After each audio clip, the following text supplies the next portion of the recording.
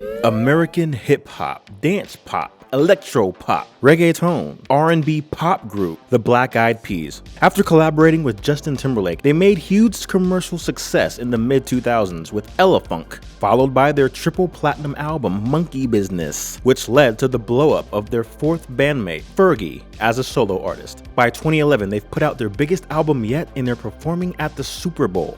Now, there's only 3 of them, and they're recording music in Spanish, and Fergie can't sing anymore. So wait, what happened? Dirty bit. The Black Eyed Peas had a hit single that, to this day, I am sick of hearing. By the early 2010s, Black Eyed Peas had become oversaturated and overplayed, and it started to be evident that as a music group, they've already peaked.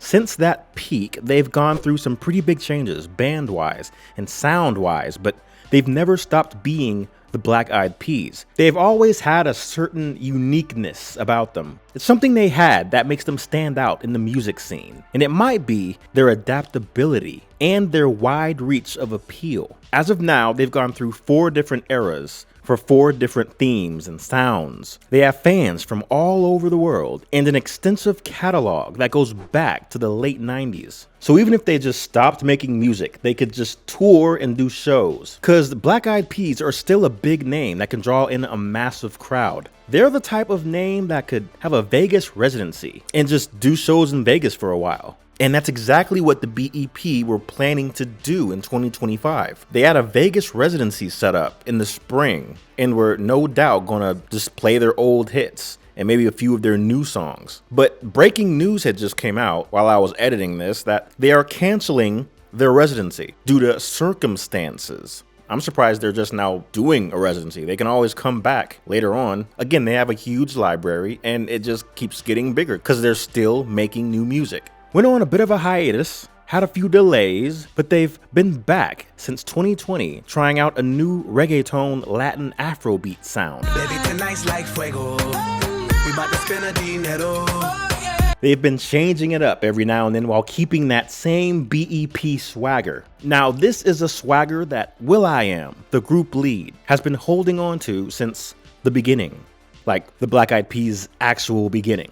In 1988, will.i.am, who was going by Will.1X at the time, whose real name is William, believe it or not, met longtime bandmate Apple Diap, real name Alan, at this high school hangout dance club in LA. They formed a hip-hop dance crew called Tribal Nation, along with some of their friends, and started performing at the local G-rated clubs. In 1992, famed LA rapper and producer Eazy-E caught one of their shows and signed them to Ruthless Records. And I'm sure Will.1X, Apple Diap, Mookie Mook, and DJ Motivate were all really hyped about that. They would change their group name to ATBAN, A Tribe Beyond a Nation, Clan, and work on an album.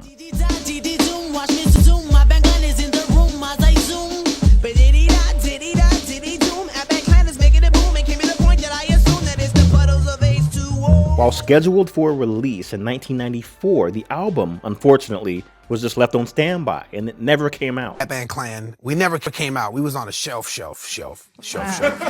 Now, the reason for this probably was because the whole hip-hop scene at this point in 1993 to 1994 was getting oversaturated. All these competing music labels were popping up, and within these labels, the artists were all competing for a spot to get released and promoted, even if they didn't realize it. Within Ruthless Records itself, from 93 to 94, there were 7 artists dropping music, including Eazy-E himself. The other big name on the label, Bone Thugs and Harmony,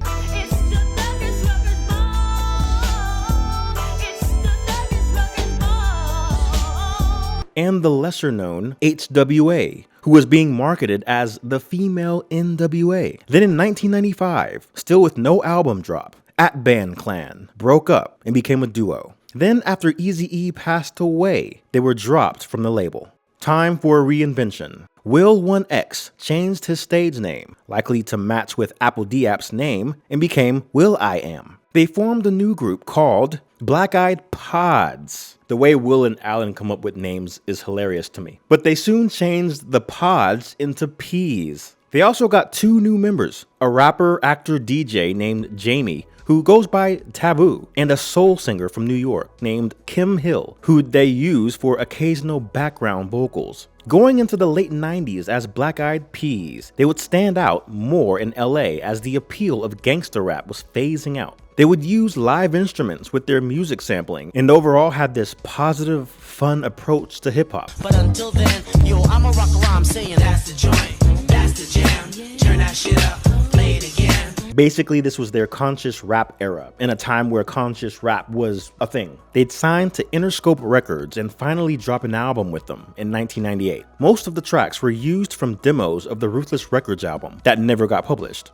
Their follow-up album was in 2000 and had a lot more involvement from their female vocalist Kim Hill, but she ended up leaving the band after this album came out. The problem, I think, was actually really the music label. She was signed to Interscope as a solo artist in the same year Black Eyed Peas signed on as a group. And as she was trying to make more music between BEP and her solo deal, she was pressured by the label to sexualize her image more. It just started to get clumsy and messy. You want me to grind on will.i.am in a bathing suit. That was being asked of me, never by the guys. That was happening from an executive level. How far out on this plank do you want me to go?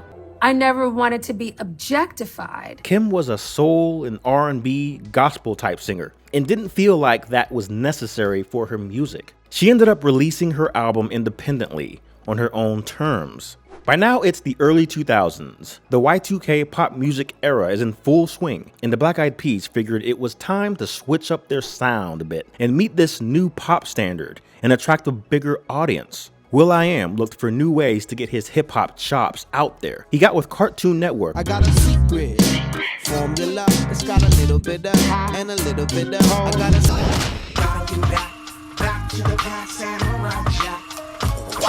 And in 2002, Stacey Fergie Ferguson was chosen as a more visual female vocalist for the Black Eyed Peas. I think maybe they were looking to have their own spicy version of Britney Spears or something. They came out with Ella Funk in 2003, freshly polished and ready to go mainstream. With Ella Funk, Black Eyed Peas would get their name into the top 10 of the Billboard charts all over the world, with hits like Shut Up, Shut up, just shut up, shut up, just stop. Shut up, just shut up, shut up, shut up, just shut up. and the rap rock anthem of 2004, Let's Get.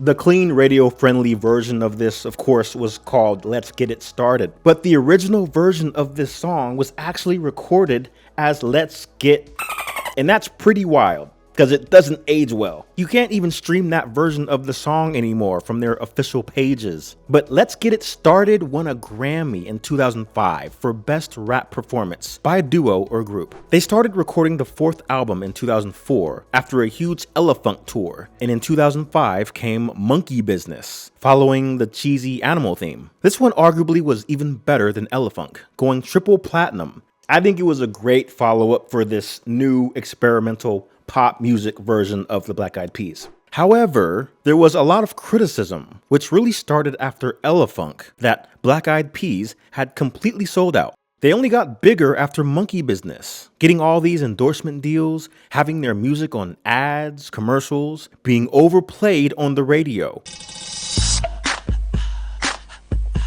What you gonna do with all that junk inside your trunk? And not to mention the controversy that came with My Humps. As catchy as it was, critics called it sexist and one of the worst songs ever written. It was pretty clear that the Black Eyed Peas did not make this album for its lyricism. These are not the conscious rappers from the 90s. Black Eyed Peas of the 2000s was all about getting that bag and making fun, loud, edgy pop music with a little bit of actual hip-hop sprinkled in. But speaking of Fergie's humps, she had started recording her debut solo album that released in 2006, and I think it popped more than people thought it would. Her album had like 5 hit singles and was one of the most commercially successful albums to come out between 2006 and 2007. I think it was actually what the fans of the Black Eyed Peas wanted. An album full of Fergie songs, given how most of BEP's most popular songs heavily feature Fergie. They all stayed busy through 2007, going on a worldwide tour, visiting over 20 countries and advertising for Pepsi. After a period of rest and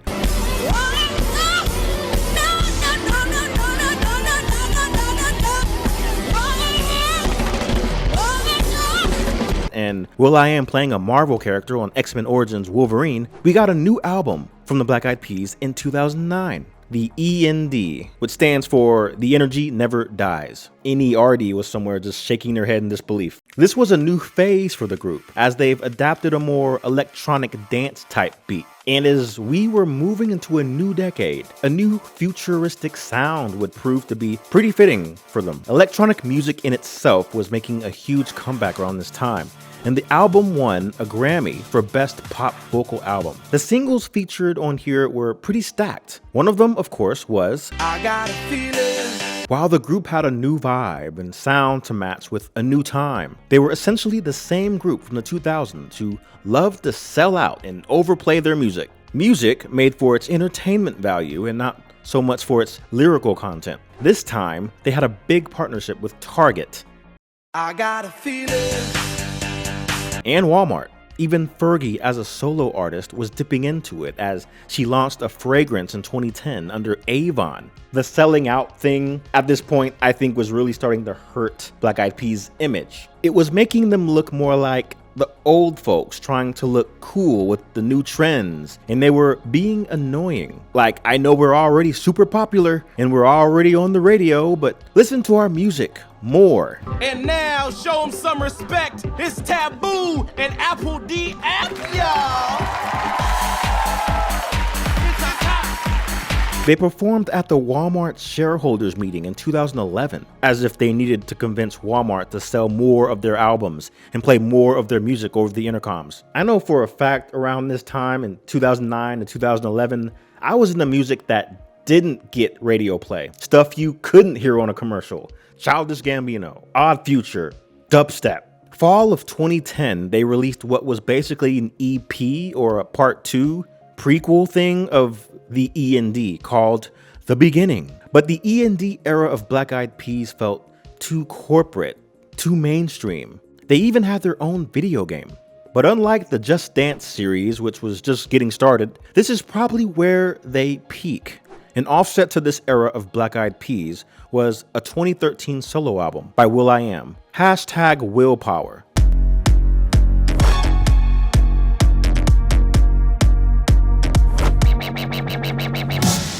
Along with an announcement that Fergie was starting to write her second album. There was a bit of a setback due to her getting married and becoming a mother, but she was still going for a 2015 album release, produced by will.i.am. But this would get pushed back yet again. Future plans for BEP, according to will.i.am, around the time he was promoting #Willpower, was to put out new music in 2015 to celebrate the 20th anniversary of the formation of the group. But in 2014, according to will.i.am in a 2018 interview, band member Taboo was actually diagnosed with testicular cancer, but thankfully he beat it. By the time the anniversary came around, the Peas only had 2 new songs, but neither of them featured Fergie.